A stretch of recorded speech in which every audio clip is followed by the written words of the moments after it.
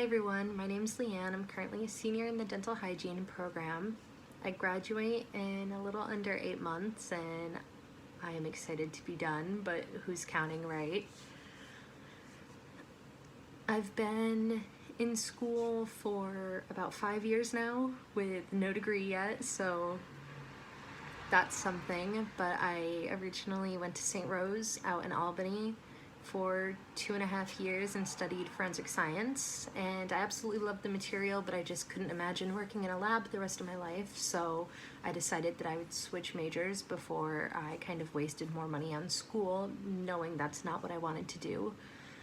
So after I was done at St. Rose, I went to Empire State University, which is an online college in New York, and studied computer science for a semester. Learning how to code and all the math behind it just didn't work being on an online campus.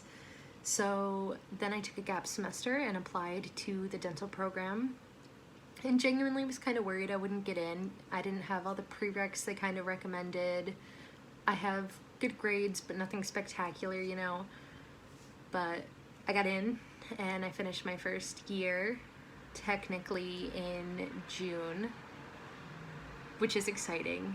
So I've got about 8 months left and then I'll be done, and I'm excited to be done, and I'm also excited to be a hygienist when I graduate.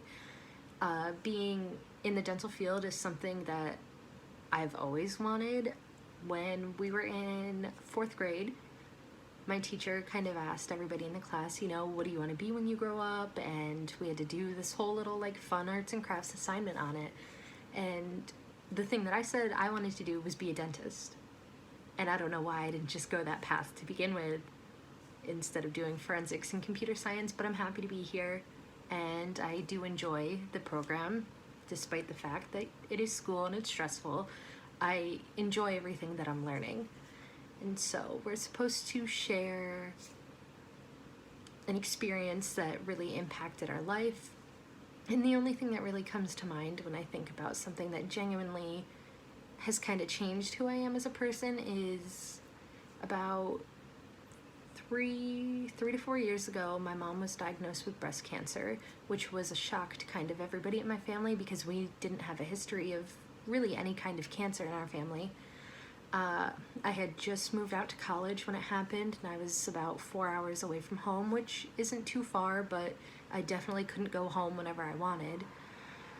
So that was back, I think, in 2018, 2019. And it was hard kind of being a freshman and then having all this stuff going on in my personal life. And it became a struggle really to kind of separate my emotions from the things I needed to get done. And it was a big struggle for me to really put my emotions aside and be like, this needs to get done, whether you want to do it or not, and just kind of push through it. And that was very challenging for me. Thankfully, my mom has been cancer-free for about 2 years now, which is great news. And it was a long process and a long recovery time, but everything's good now. She's been cancer-free for a couple of years. But it really, going through that, being alone in a new city, and I didn't really have many friends on campus much because I lived with my cousin.